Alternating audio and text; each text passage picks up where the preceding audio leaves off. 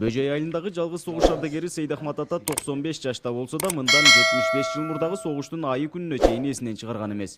Кырчындай жаштыгын Орусиянын токойлорунда фашисттик баскынчылар менен салгылашып өткөргөн. Бевр алды, анан урушка кирдим мен. Согуш жылдарында 2 рет жаракат алып, башынан көп кыйынчылыктарды көргөн Сейдахмат Таштемиров улуу жеңишти Польшада тоскон.